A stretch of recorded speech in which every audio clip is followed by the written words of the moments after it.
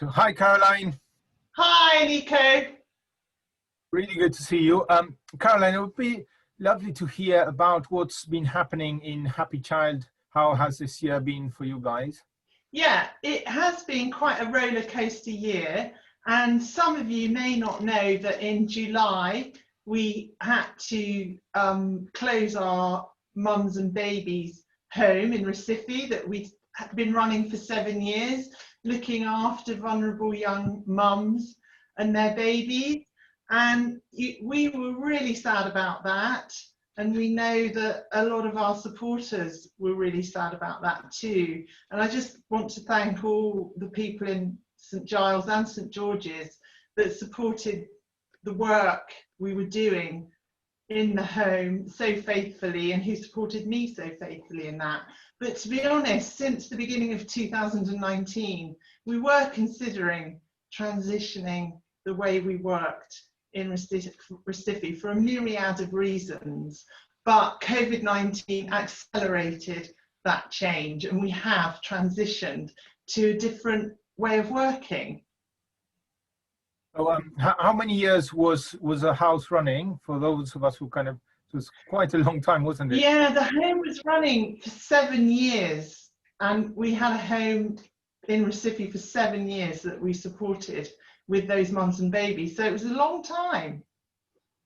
Yeah, and the work you did was brilliant. And it's always lovely to hear the stories of people who've gone to the home and how they've developed. So obviously you're now in a kind of different phase as a charity. What are you working on now, and what does the kind of future look like? Yeah, and we transitioned because it was expensive to run the home, and we got little support in Recife for doing that. And we felt that we'd reach far more children and have a greater impact by working on a more preventative, community-based approach, and that would help us have a greater impact, reaching a higher number of children, and it would strengthen the work of the charity in the UK. And it would strengthen the projects that at grassroots level that we've come behind, because they are local projects, they are church-based, and they're already working in these vulnerable communities. And a couple of the projects helped us when we closed the home in Recife. Those projects helped us stay live in Brazil. So we're continuing to work with those projects that are community-based and supported by the church.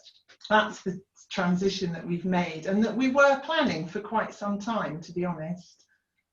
And can you share maybe one of the projects or one of the ministries you're working with in Brazil, so we get a feel of what we are supporting? Yeah, and Happy Child's vision has always been to make sure every child and young person reaches his or her potential.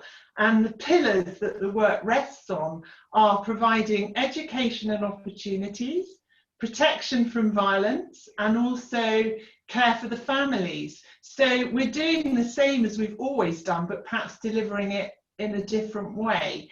And we're supporting teams that are at the front line of working with vulnerable and children and young people that are at risk. So one of the projects that we've elected to continue supporting is working with young teenagers who are 16 plus, who need to find work to get into the job market, who are from vulnerable families, from families that are poor, that don't have a lot of resources, and it would be a struggle for them to find work and to get work once they finish their schooling. So this is a project that's run by a church, and it's called the Fishing Project, because they're fishing for lives, and it trains up young people that are 16 plus. I think there are 40 young people in the project. It trains them to have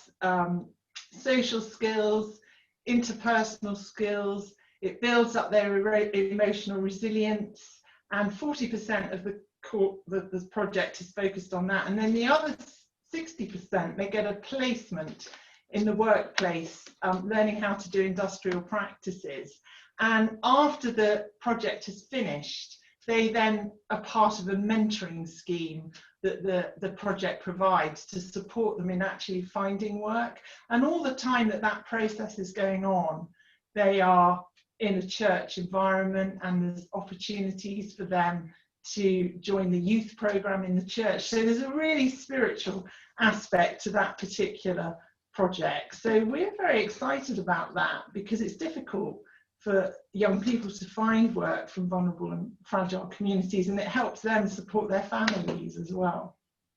Yeah, no, I know the churches in Recife, actually, from my time in Argentina, and they're amazing churches and they do amazing work. And I just kind of heard so much from them, and actually it's a place in Brazil which I know most about, and you know the need, and you know the work, and sometimes you just need some support, financial, from other charities. So it's great that you're doing all your support and working with them.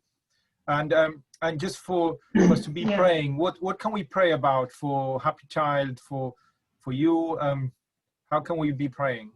Yeah, I think, you know, change is always very difficult. It's been challenging. And for me, it really encouraged me that one of our local churches gave us a significant offering, which covered the whole of the cost of that particular project that I've just told you about, and the seed funding for another project. So that, for me, rubber stamp that God was with us on this journey of change. So my prayer would be that God continues to show us that we're doing the right thing and journey with us, one, and two, that we would continue to have a much greater impact on the young people that we are serving through that project. It's maybe next year it can be double the amount, and also that we continue to find and source really good projects that rest on the pillars that we've built Happy Child on over the last 26 years, which is protection from violence,